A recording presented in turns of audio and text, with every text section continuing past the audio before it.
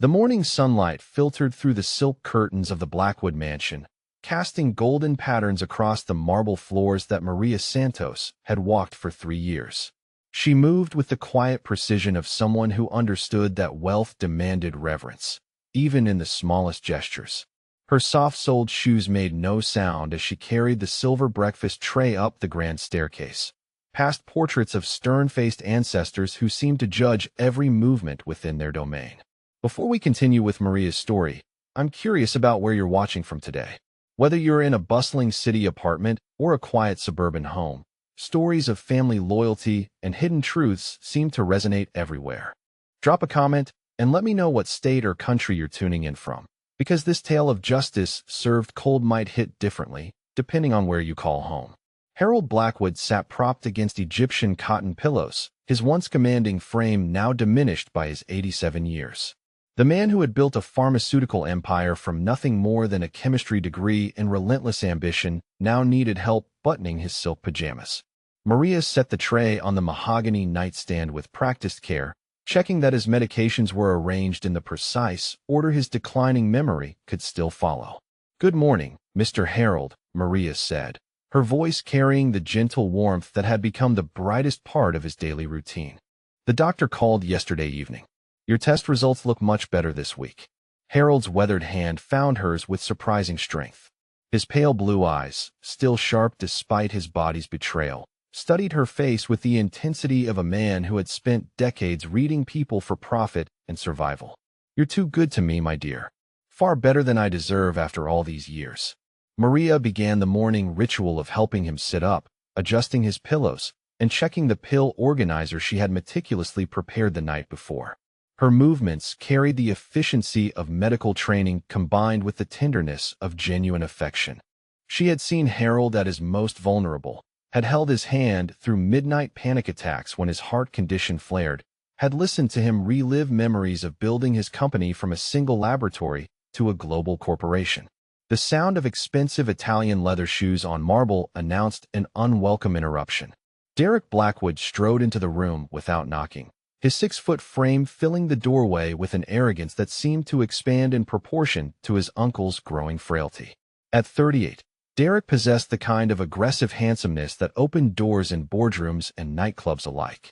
His tailored Armani suit, perfectly styled dark hair, and Rolex Submariner all broadcast a message of inherited privilege and unearned confidence. "Uncle Harold," Derek announced, barely glancing at Maria as if she were part of the furniture. "I need to discuss some urgent financial matters. Perhaps the help could give us some privacy." Maria began to gather the breakfast dishes, but Harold's voice stopped her with surprising firmness. "Maria stays. Anything you need to discuss with me can be said in front of her." Derek's jaw tightened, a muscle jumping beneath his carefully maintained 5 o'clock shadow. His dark eyes fixed on Maria with barely concealed contempt.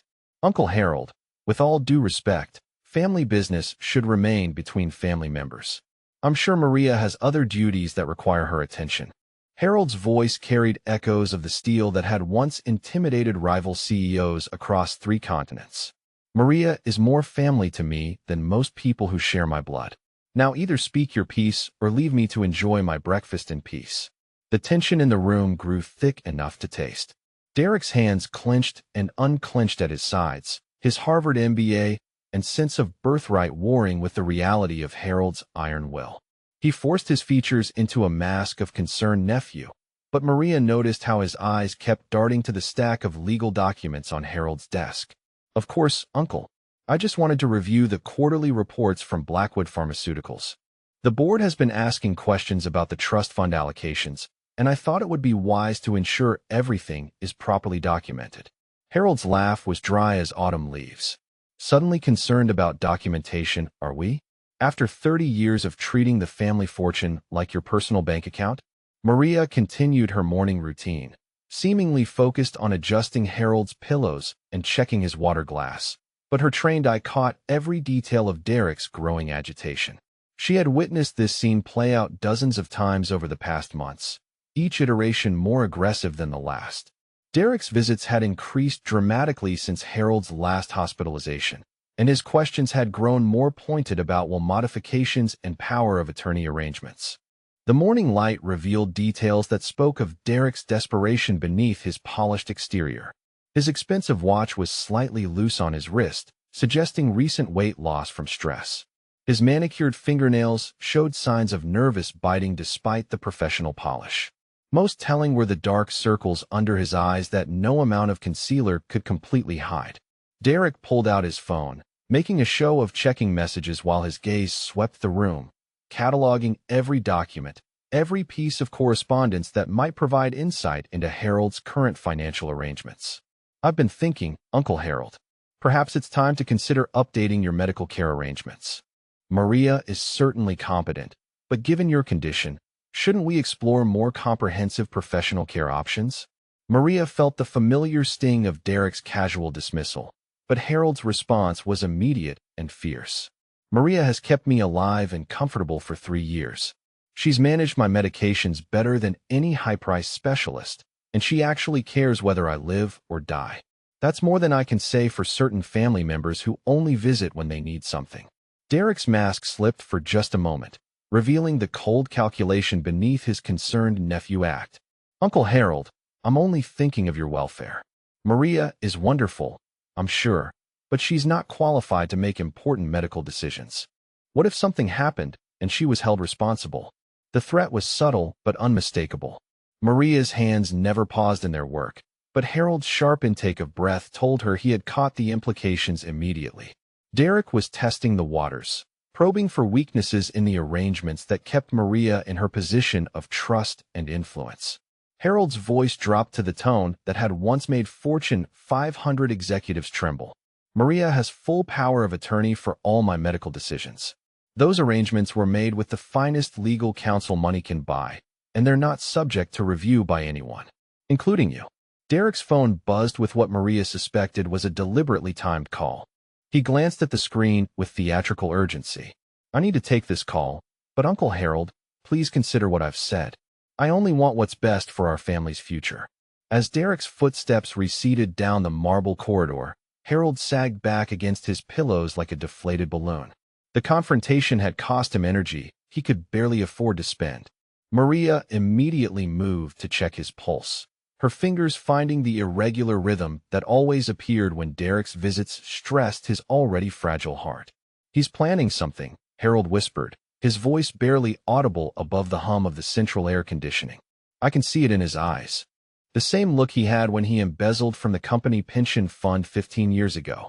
Maria adjusted his medication schedule, adding an extra dose of the heart medication his cardiologist had approved for particularly stressful days.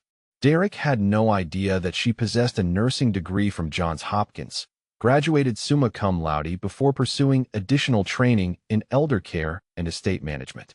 Her credentials remained her secret, just as Harold preferred. Let Derek underestimate the woman he dismissed as merely the help.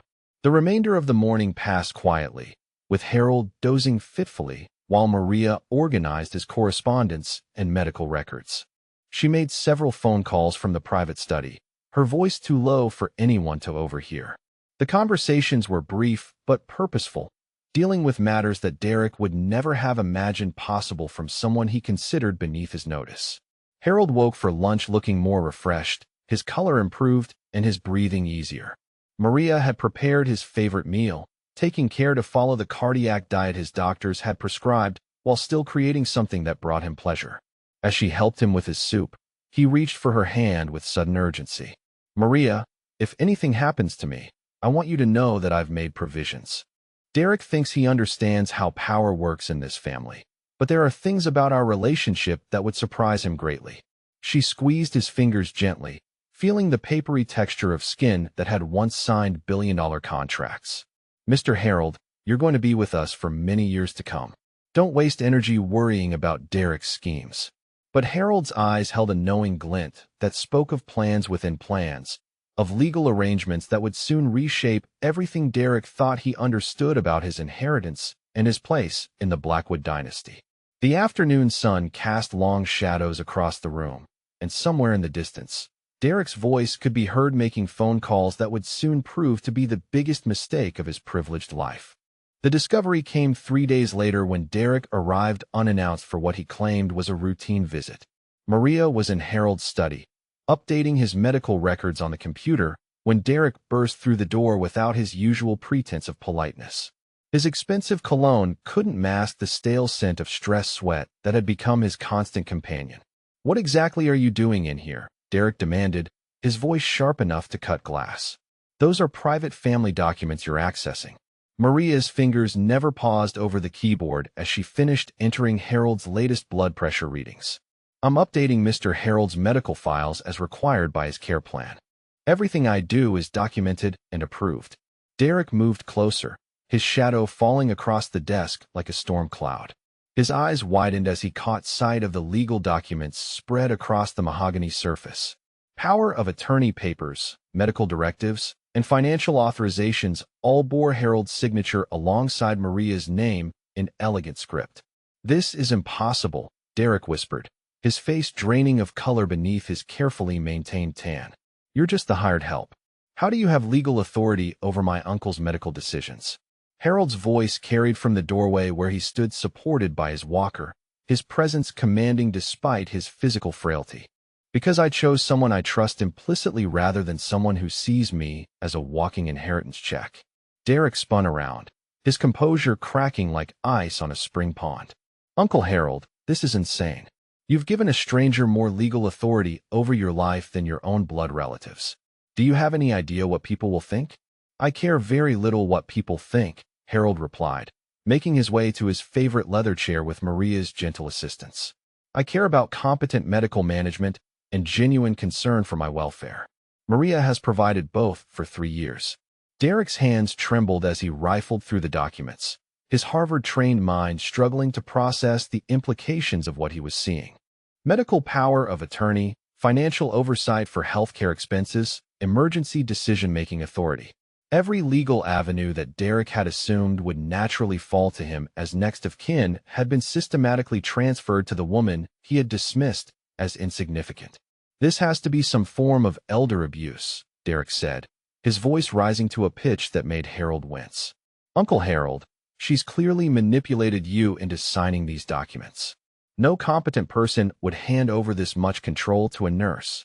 Maria's voice remained steady as ocean depths. "Mr. Derek, every document was witnessed by Mr. Harold's personal attorney, notarized according to state law, and filed with the appropriate medical facilities. Your uncle was evaluated by 2 independent physicians who certified his mental competency before any papers were signed." Derek's phone was already in his hand, his fingers flying over the screen with desperate urgency. "I'm calling Mother and Stephanie immediately. They need to know what's happening here." Within an hour, the Blackwood Mansion's front doors opened to admit Derek's reinforcements.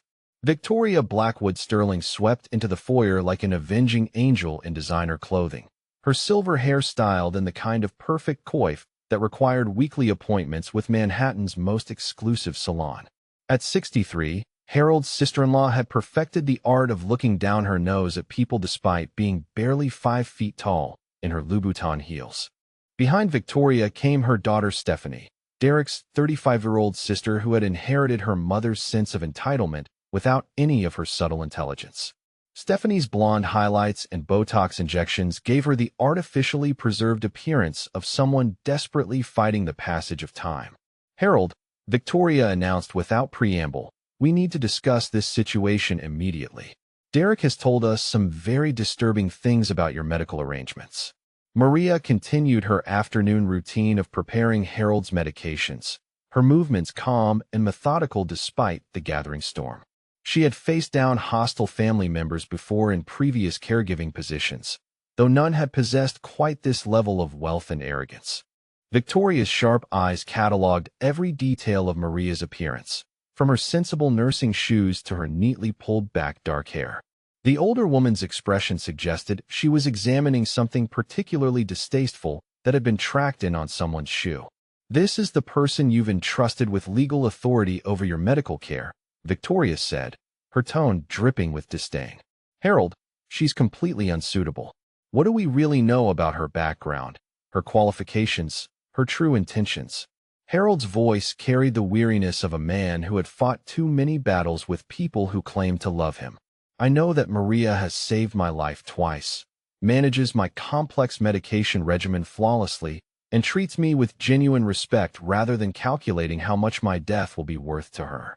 Stephanie moved to examine the legal documents Derek had discovered, her perfectly manicured nails clicking against the paper as she turned pages. Uncle Harold, this is beyond inappropriate. You've essentially made this woman a member of our family without consulting anyone. She could make decisions that affect your medical care, your recovery, even your life expectancy. The accusation hung in the air like poisonous smoke. Maria felt the familiar sting of being reduced to grasping opportunist, but Harold's response was immediate and fierce.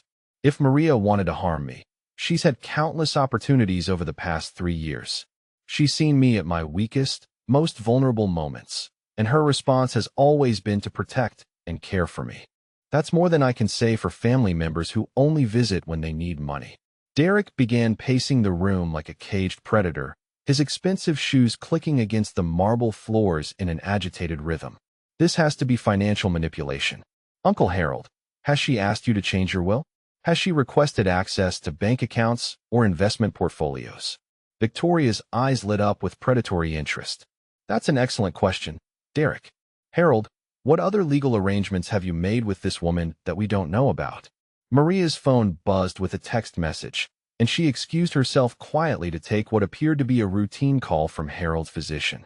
Her conversation was brief and professional, but Derek noticed how she spoke with the confidence of someone accustomed to medical terminology and complex treatment decisions. When Maria returned, Victoria was in full attack mode, her voice carrying the kind of aristocratic authority that had cowed society hostesses for decades. Harold, I'm going to speak plainly because someone needs to protect you from yourself. This woman has isolated you from your family, gained unprecedented control over your personal affairs, and positioned herself to benefit substantially from your declining health. Harold's response was quiet but devastating. Victoria, in the past 3 years, how many times have you visited me when you weren't asking for money? How many nights have you sat with me during medical emergencies? How many times have you simply called to see how I was feeling? The silence that followed was answer enough. Maria continued her work, checking Harold's afternoon medications and preparing his nebulizer treatment, but she could feel the hostility radiating from Derek's family like heat from a furnace. Derek's voice took on a threatening edge that made the hair on Maria's neck stand up. Uncle Harold, I want you to know that I'm prepared to take legal action if necessary. Elder abuse is a serious crime, and financial exploitation of vulnerable seniors is prosecuted to the full extent of the law. Harold's laugh was sharp as breaking glass. Are you threatening to have me declared incompetent, Derek? Because I can assure you that my mental faculties are perfectly intact, and I'm quite capable of making my own decisions about who deserves my trust. The battle lines were now clearly drawn. Derek pulled out his phone again, this time making no effort to hide his intentions. I'm contacting our family attorney immediately. Uncle Harold, if you won't protect yourself from this manipulation, then someone needs to protect you. Maria's voice remained steady despite the accusations swirling around her like a hurricane. Mr. Derek, if you have concerns about Mr. Harold's care, you're welcome to review all medical records with his physicians. Everything I do is documented and transparent. Derek's eyes narrowed with calculation. Actually, that's an excellent idea. I want complete medical records for the past 3 years, detailed accounting of all medications and treatments, and full disclosure of any financial arrangements between you and my uncle. Harold struggled to his feet, his walker clicking against the floor as he moved between Derek and Maria like a frail but determined shield. Enough. Maria's care has been exemplary. Her conduct has been beyond reproach, and I will not tolerate these baseless accusations in my own home. But Derek was beyond reasoning now, his desperation driving him toward the catastrophic mistake that would soon destroy everything he thought he understood about power, family, and the true nature of Maria Santos. As evening shadows gathered outside the mansion windows, he was already planning the phone call that would bring everything crashing down around him. The seeds of his destruction were taking root in his own arrogance, and Maria's calm professionalism in the face of his attacks would soon be revealed as something far more dangerous than Derek's privileged mind could possibly imagine. The emergency began at 2:17 in the morning when Harold's heart monitor triggered every alarm in the mansion's medical wing. Maria was at his bedside within seconds, her trained hands checking his pulse while she speed-dialed the cardiologist whose number she had memorized 3 years ago. Harold's breathing was labored, his face gray with the distinctive pallor that spoke of cardiac distress. The ambulance arrived within 12 minutes, its red and blue lights painting the mansion's limestone facade in emergency colors that cut through the darkness like harbingers of crisis. Maria rode in the back, holding Harold's hand while paramedics worked to stabilize his erratic heart rhythm. She provided the medical team with precise details about his medications, recent changes to his condition, and the triggers that typically preceded his cardiac episodes. St. Margaret's Hospital emergency room received them with the kind of coordinated efficiency that comes from treating wealthy patients whose families donate generously to medical wings. Dr. Elizabeth Chun, Harold's longtime cardiologist, arrived within the hour looking professionally concerned despite being roused from sleep. Her examination was thorough and methodical, her questions to Maria revealing the depth of knowledge that 3 years of dedicated care had provided. Derek received Maria's call at 2:45, his groggy voice sharpening immediately when she explained the severity of Harold's condition. By 4 in the morning, he was striding through the hospital corridors like a man who had finally received the opportunity he had been waiting for. His hastily thrown-on clothes and uncombed hair did nothing to diminish the predatory gleam in his eyes. "How serious is it?"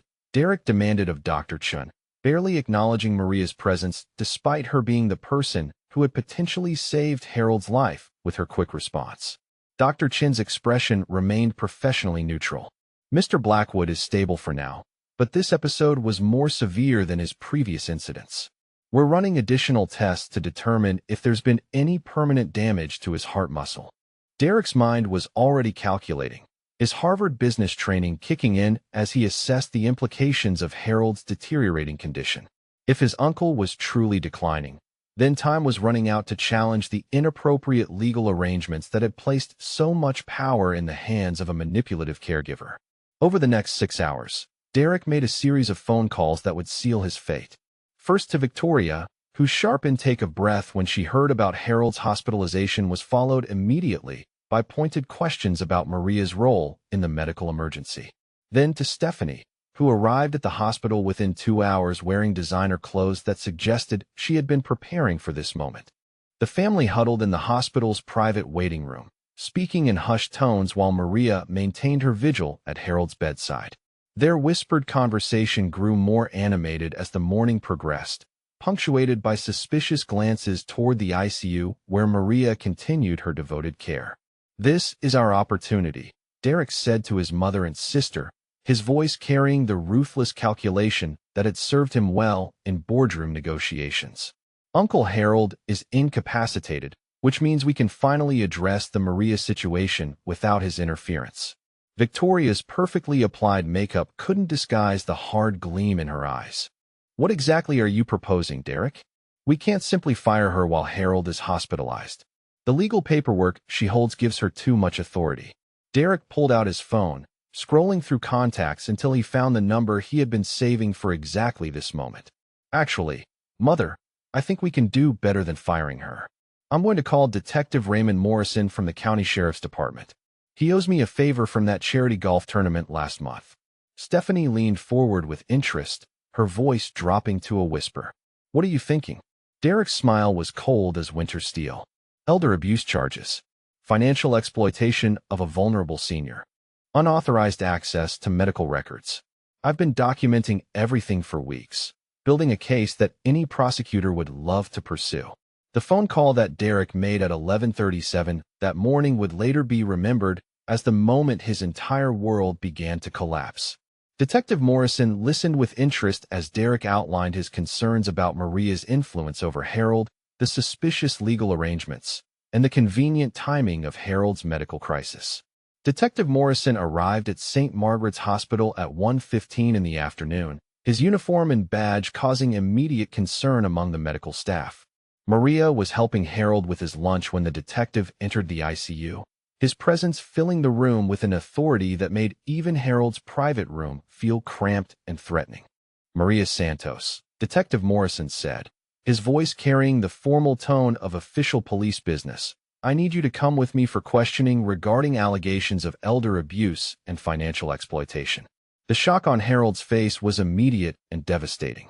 His blood pressure monitor began beeping urgently as his numbers spiked, but Derek stepped forward with theatrical concern for his uncle's welfare. Uncle Harold, please don't upset yourself. This is just a precautionary measure to ensure your safety and protection. I'm sure Maria will be able to clear up any misunderstandings very quickly. Maria's response surprised everyone in the room. Her voice remained calm and steady as she addressed the detective with the kind of composed professionalism that spoke of someone accustomed to high-pressure situations. Detective Morrison, I understand you're investigating allegations made by Mr. Derek Blackwood. I'm prepared to cooperate fully with your investigation. However, I need to make one phone call before we proceed. Derek's confidence wavered slightly at Maria's unexpected composure. He had expected tears, protestations of innocence, or desperate attempts to maintain her position. Instead, Maria was behaving like someone who had been anticipating this exact scenario. The phone call Maria made was brief and to the point. She spoke to someone named Richardson, her voice too low for others to overhear the specifics. But her request was clear and urgent. She needed legal representation immediately, and she needed it from a very specific law firm. As the handcuffs closed around Maria's wrists, Derek felt a surge of triumph that coursed through his veins like expensive champagne. Finally, the obstacle between him and his rightful inheritance was being removed. Harold's protests fell on deaf ears as hospital staff urged him to remain calm for his cardiac health. Detective Morrison escorted Maria through the hospital corridors while Derek followed at a discreet distance, savoring every moment of what he believed was his complete victory. Nurses and doctors who had witnessed Maria's devoted care over the past 3 years watched with shock and confusion as she was led away in restraints. Victoria and Stephanie waited in the hospital parking lot, their expressions triumphant as they watched Maria being placed in the back of the police cruiser. Derek's phone was already buzzing with calls from family attorney Margaret Whitfield, who was preparing paperwork to immediately revoke all of Maria's legal authorities and restore proper family control over Harold's affairs. Uncle Harold will be much better off without her manipulation, Derek told his family as they watched the police car disappear into traffic. Within 24 hours, we'll have proper medical care arranged and appropriate family oversight restored. But even as Derek celebrated what he believed was his masterstroke, Maria's mysterious phone call was setting in motion events that would expose every secret he had tried to hide. The law firm of Richardson, Baker and Associates was already mobilizing resources that Derek's privileged mind couldn't begin to imagine. In the back of the police cruiser, Maria remained unnaturally calm, her eyes focused not on the handcuffs around her wrists, but on the legal documents that would soon transform Derek's moment of triumph into the beginning of his complete destruction. Harold's secret was about to explode into the light, and Derek's arrogance had just provided the perfect stage for a revelation that would shatter everything he thought he knew about power, family, and the true identity of the woman he had dismissed as merely the help. The trap had been set years ago, and Derek had just walked into it with the kind of overconfidence that comes from never having faced a truly worthy opponent. The Hamilton County Courthouse buzzed with activity on the morning of Maria's arraignment, its marble corridors echoing with the footsteps of lawyers, defendants, and family members seeking justice or vindication. Derek arrived early, his confidence radiating through his perfectly tailored navy suit and Italian leather briefcase. He had spent the previous evening reviewing his documentation with family attorney Margaret Whitfield, preparing for what he believed would be Maria's swift conviction and his triumphant restoration to his rightful place as Harold's primary heir. Victoria and Stephanie flanked Derek as they entered Courtroom 7, their designer outfits and coordinated jewelry sending a clear message about family solidarity and financial power. They settled into the front row with the kind of entitled confidence that comes from generations of favorable legal outcomes purchased with superior representation and social connections. The courtroom filled quickly with curious spectators drawn by whispers of scandal involving the Blackwood pharmaceutical fortune. Local reporters had caught wind of the elder abuse allegations, and their presence added an electric tension to the proceedings.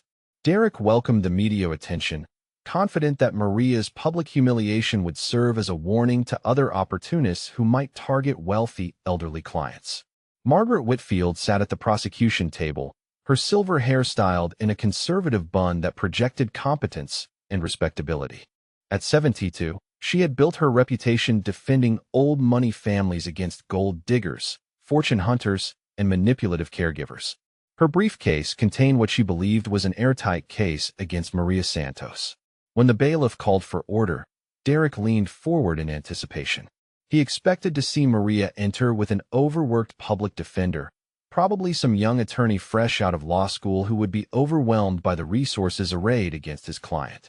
The elder abuse charges were serious enough to result in substantial prison time, and Derek had made sure that Detective Morrison understood the importance of thorough prosecution. Instead, the courtroom doors opened to admit a legal team that made every attorney present sit up and take notice. 3 lawyers in expensive suits entered with the kind of coordinated precision that spoke of significant resources and careful planning. Leading them was James Richardson himself, senior partner of Richardson, Baker and Associates, whose reputation for representing high-profile clients was legendary throughout the state.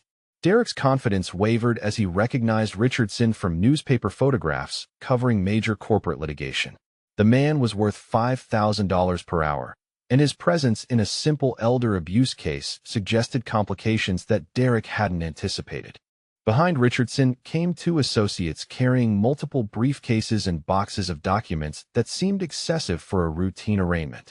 Maria entered the courtroom with her head held high, her simple dress and dignified bearing creating a stark contrast to the expensive legal firepower surrounding her.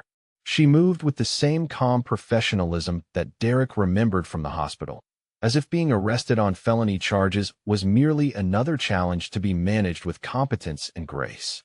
Judge Patricia Hendricks called the court to order, her stern expression suggesting decades of experience with family disputes that involved substantial wealth. She had presided over inheritance battles, competency hearings, and elder abuse cases throughout her career, but the legal talent assembled in her courtroom indicated this case was far from routine. The charges against Maria Santos were read with formal precision. Elder abuse, financial exploitation of a vulnerable adult, unauthorized access to medical records, and conspiracy to defraud. Each accusation carried potential prison time, and Derek felt a surge of satisfaction as the list of alleged crimes continued. Margaret Whitfield rose to present the prosecution's case with the confidence of someone who had never lost a case involving manipulative caregivers. Your Honor, the evidence will show that Maria Santos systematically isolated Harold Blackwood from his family, gained unauthorized control over his medical and financial affairs, and exploited his declining mental capacity for personal gain. Derek nodded approvingly as Whitfield outlined the prosecution's theory. Maria had allegedly manipulated Harold into signing legal documents that gave her unprecedented authority over his healthcare decisions. She had isolated him from family members who might have protected him from her influence. Most damning, she had positioned herself to benefit substantially from his deteriorating health and eventual death. But when James Richardson rose to respond, the atmosphere in the courtroom shifted dramatically. His voice carried the authority of someone accustomed to addressing Supreme Court justices and federal appellate panels. Your Honor, my client Maria Santos welcomes the opportunity to address these baseless allegations. However, before we proceed, I believe the court and the prosecution should be made aware of certain legal documents that cast an entirely different light on this situation.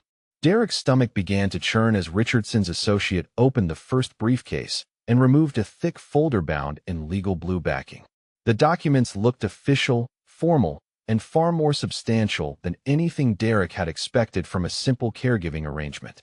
Your Honor, Richardson continued, I present to the court certified copies of adoption proceedings filed in this very courthouse 5 years ago.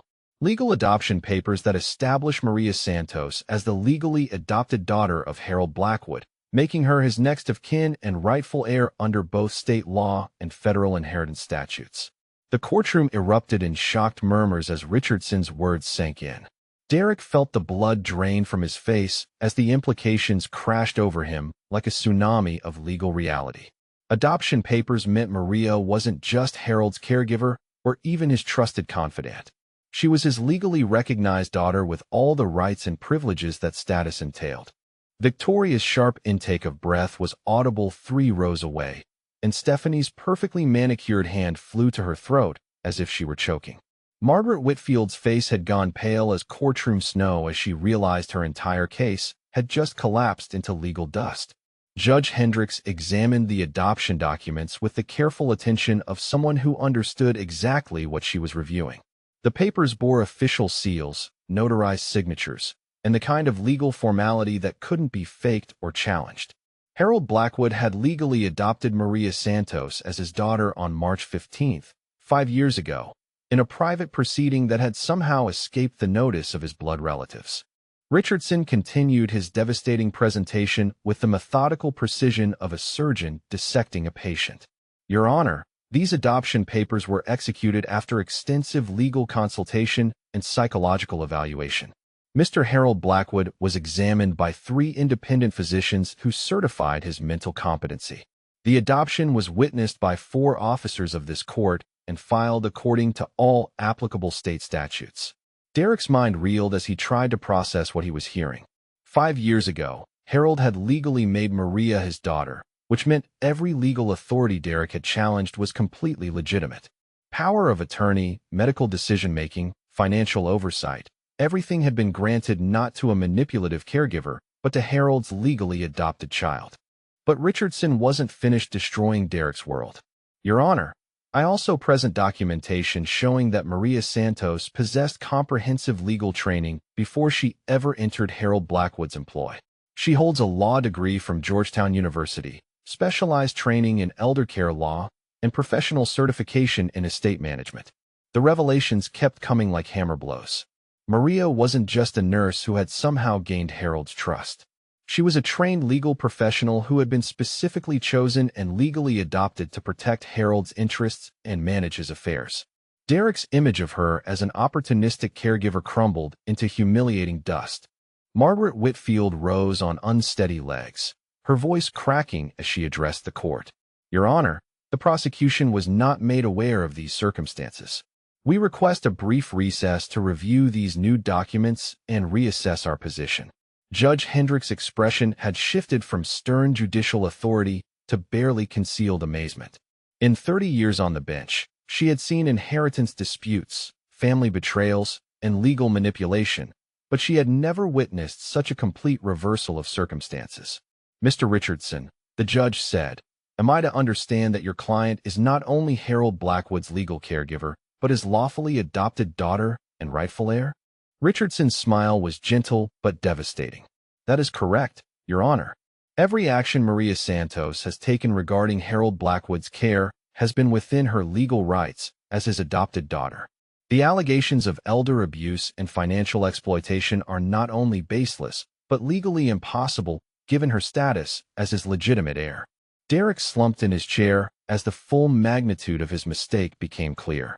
He had just accused Harold's legal daughter of crimes that made no sense given her position as rightful heir. Worse, his public accusations had been made in front of reporters who were now frantically taking notes about the stunning reversal. The woman Derek had dismissed as merely the help was actually the person Harold had chosen to inherit his pharmaceutical empire, his personal fortune, and his legal legacy. Derek's inheritance, the birthright he had assumed was guaranteed by blood, had been legally transferred to someone who had earned Harold's trust and love through years of genuine devotion. As the judge called for recess, Derek realized that his arrogant attempt to destroy Maria had instead exposed his own desperation and destroyed his reputation forever. The recess lasted 47 minutes, during which Margaret Whitfield frantically consulted with her legal team while Derek sat in stunned silence, watching his entire world crumble around him. When court reconvened, James Richardson rose with the confidence of a man holding royal flush cards in a poker game where everyone else was bluffing with worthless hands. Your Honor, Richardson announced, the defense would like to present additional evidence that will fully illuminate the circumstances surrounding these false accusations. We have security footage, financial records, and testimony that reveal the true nature of Derek Blackwood's motivations in bringing these charges. Judge Hendricks leaned forward with interest that bordered on fascination. The case had already exceeded anything she had experienced in 3 decades on the bench, but Richardson's tone suggested even more dramatic revelations were forthcoming. Richardson's first associate wheeled in a large monitor and digital playback equipment that looked expensive and professionally installed. "Your Honor, we present security camera footage from Harold Blackwood's mansion, recorded over the past 6 months by a comprehensive surveillance system installed for his protection and safety." Derek's face went ashen as the implications hit him. He had never noticed security cameras during his visits to Harold's mansion, assuming that his uncle's declining health had made him careless about such precautions. The possibility that his actions had been recorded and documented filled him with ice-cold dread. The first video clip showed Derek in Harold's private study, rifling through desk drawers with the systematic precision of someone searching for specific documents. The timestamp indicated this footage was from 3 weeks ago, during what Derek had claimed was a casual family visit to check on his uncle's health. As the courtroom watched in shocked silence, the video showed Derek photographing legal documents with his phone, examining bank statements that weren't his to review, and attempting to access Harold's personal computer. His movements were furtive and guilty, clearly aware that his actions were inappropriate, but confident he wouldn't be discovered. But the most damning footage came next. Richardson queued up a video from Harold's bedroom, showing Derek approaching the elderly man's medication organizer with a small bottle in his hand. The footage captured Derek adding unknown pills to Harold's morning medication routine, then carefully disposing of the evidence in a tissue that he placed in his pocket. "Your Honor," Richardson said, "this footage shows Derek Blackwood deliberately tampering with his uncle's prescribed medication regimen." Laboratory analysis of samples taken from Harold's pill organizer revealed the presence of sedatives that were not prescribed by any of his physicians. Derek's attorney, if he could even be called that at this point, made a weak objection that was immediately overruled. The evidence was clear and undeniable. Derek had been systematically drugging his uncle to make him more compliant and vulnerable to manipulation. Richardson continued his methodical destruction of Derek's character and credibility. "Your Honor, we also present financial records showing that Derek Blackwood has embezzled over $200,000 from his uncle's various business accounts over the past 18 months. These funds were used to pay off Derek's gambling debts, finance his expensive lifestyle, and cover losses from his failed cryptocurrency investments." The financial documentation that Richardson's team presented was comprehensive and devastating.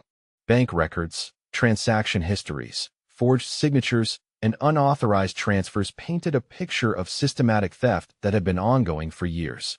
Derek hadn't just been planning to inherit Harold's fortune, he had been stealing from it incrementally while waiting for his uncle to die. Victoria and Stephanie exchanged horrified glances as they realized the full extent of Derek's criminal behavior.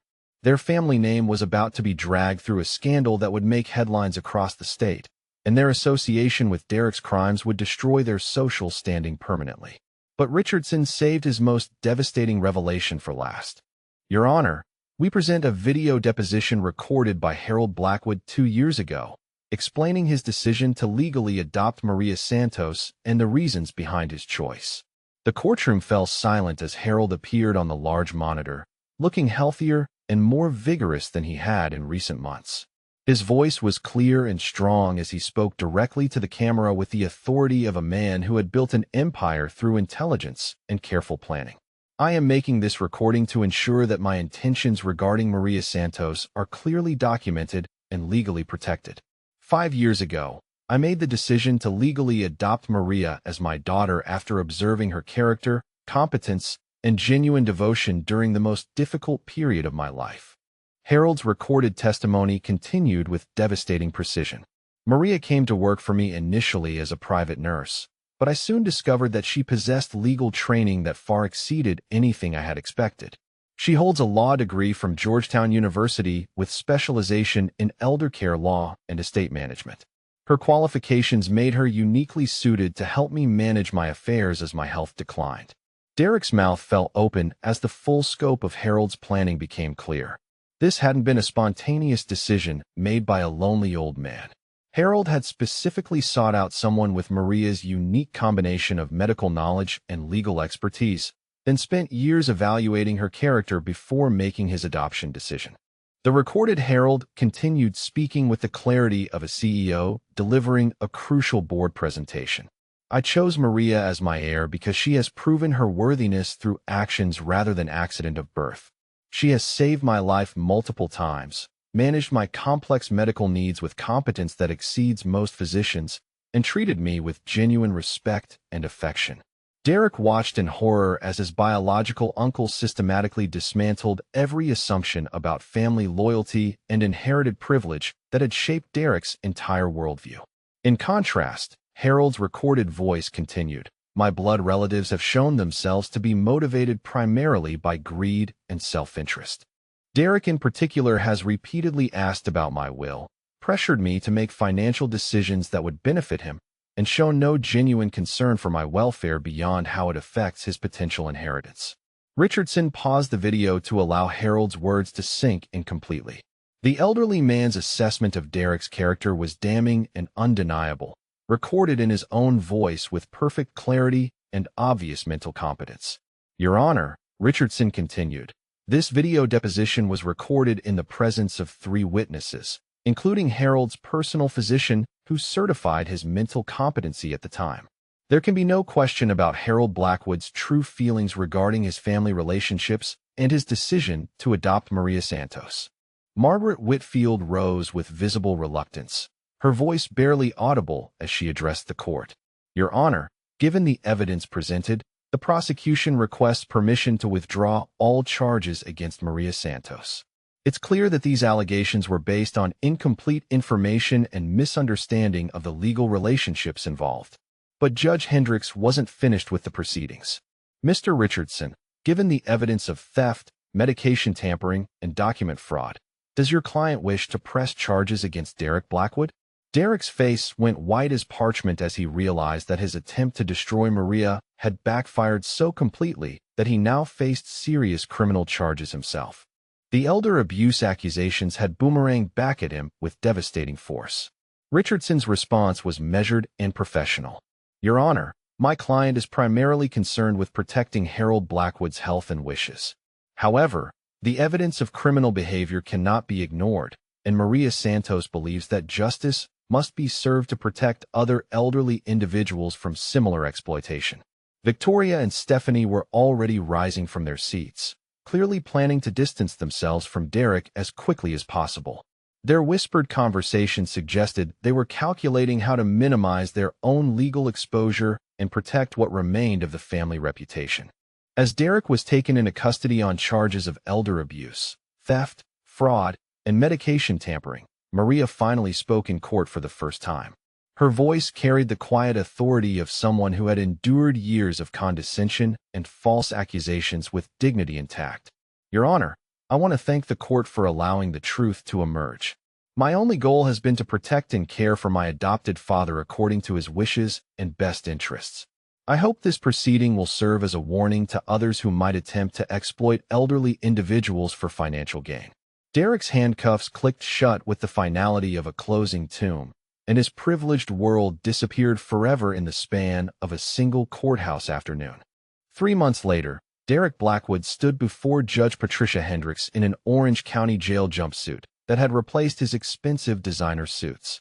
His once perfect hair hung limp and unwashed, and the desperate arrogance that had defined his personality had been replaced by the hollow desperation of someone whose privileged world had been completely destroyed.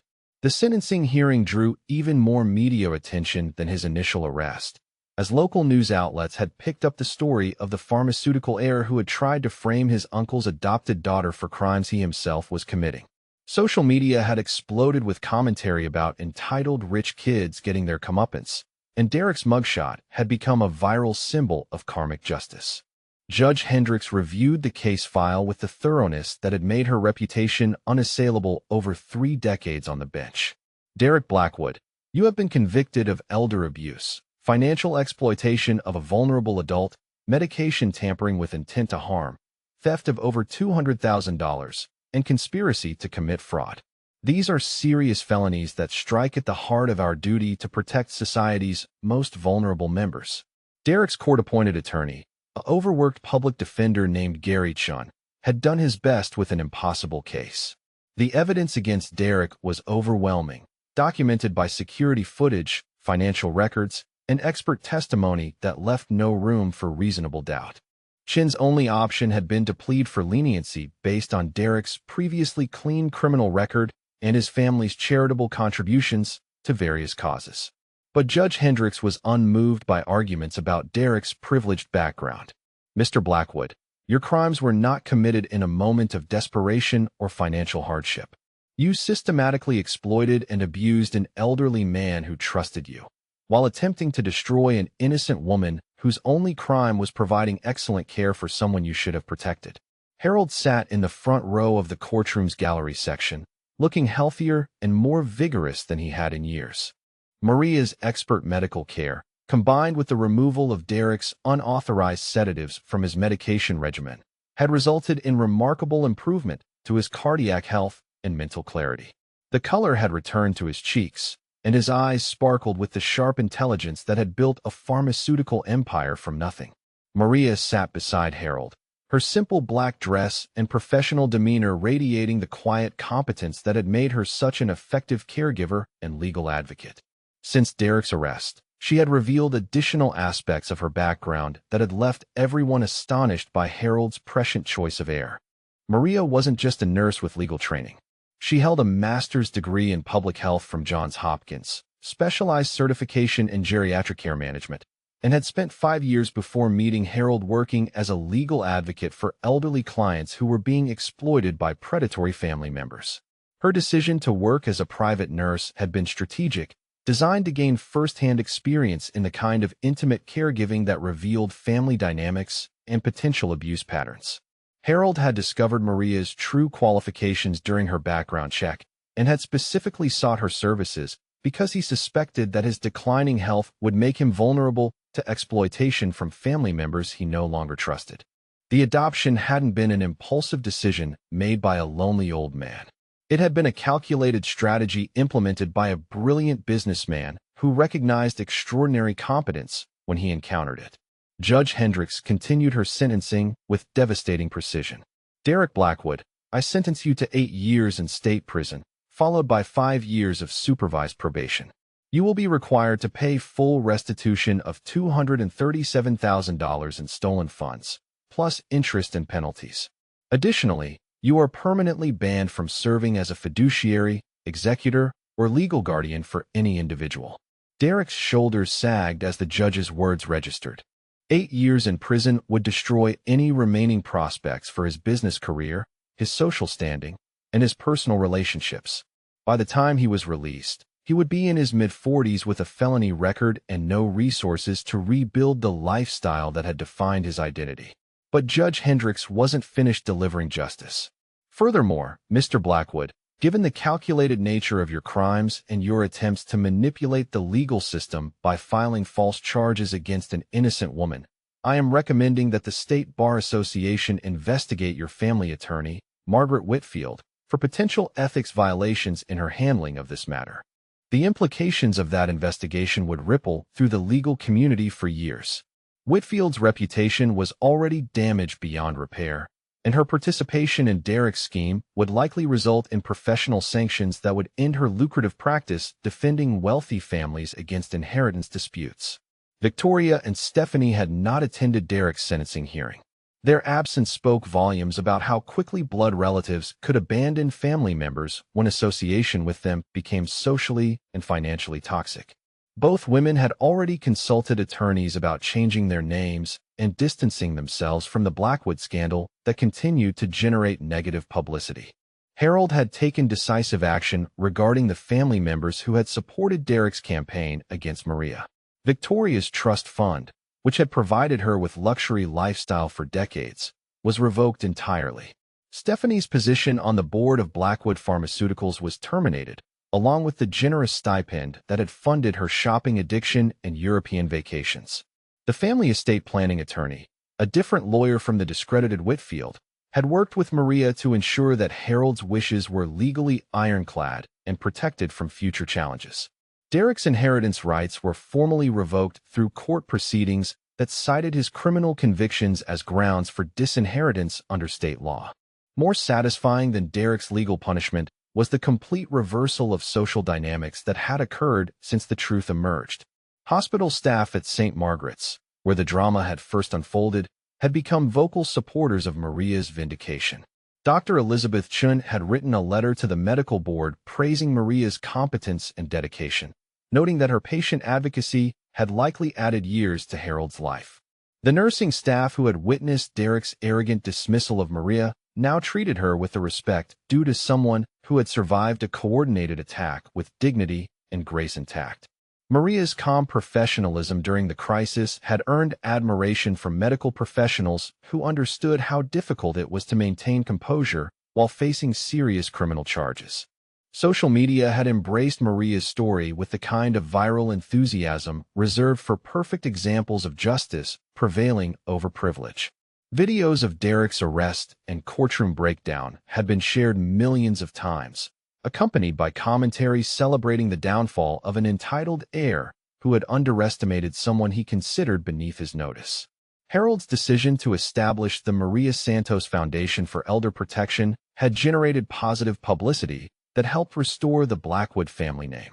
The foundation provided legal assistance to elderly individuals who suspected they were being financially exploited by family members, caregivers, or professional advisors. Maria served as executive director, using her unique combination of medical knowledge and legal expertise to protect vulnerable seniors. The foundation's first major case involved an elderly widow whose stepchildren had convinced her to sign documents transferring her property to them in exchange for care that never materialized. Maria's intervention resulted in criminal charges against the stepchildren and restoration of the woman's assets. Local news coverage of the case reinforced Maria's reputation as a fierce advocate for elderly rights. Harold's health continued to improve under Maria's care, which now included regular family activities that he had never experienced with his blood relatives. They took walks in his garden while discussing literature and business strategy. They shared meals prepared according to his dietary restrictions, but seasoned with conversation about current events and family history. Maria encouraged Harold to record his memories of building Blackwood Pharmaceuticals, creating an oral history that would preserve his business insights for future generations. The father-daughter relationship that had begun as a legal arrangement had blossomed into genuine affection and mutual respect. Harold often commented that he had gained not just an heir, but a true companion who valued his wisdom and experience rather than simply waiting for his death. Maria's presence had given him reasons to maintain his health and extend his life beyond mere survival. 6 months after Derek's sentencing, Harold and Maria celebrated their first official Father's Day together with a private dinner in the mansion's formal dining room. Harold presented Maria with a family ring that had belonged to his mother, symbolically welcoming her into a family tradition that valued character over bloodline. Maria's acceptance speech was brief but heartfelt, acknowledging the trust Harold had placed in her and her commitment to honoring his values and protecting his legacy. She spoke about the privilege of caring for someone who had achieved so much while remaining humble enough to recognize when he needed help. Derek's final months before prison were spent in a studio apartment funded by selling his remaining personal possessions. His former friends had abandoned him completely, unwilling to associate with someone whose criminal conviction had made him social poison. His attempts to find employment were frustrated by news articles that appeared whenever potential employers searched his name online. The luxury cars, expensive clothes, and exclusive club memberships that had defined Derek's identity were gone forever. He spent his days alone, watching news coverage of Harold and Maria's foundation work, while contemplating the catastrophic series of decisions that had destroyed everything he had once taken for granted.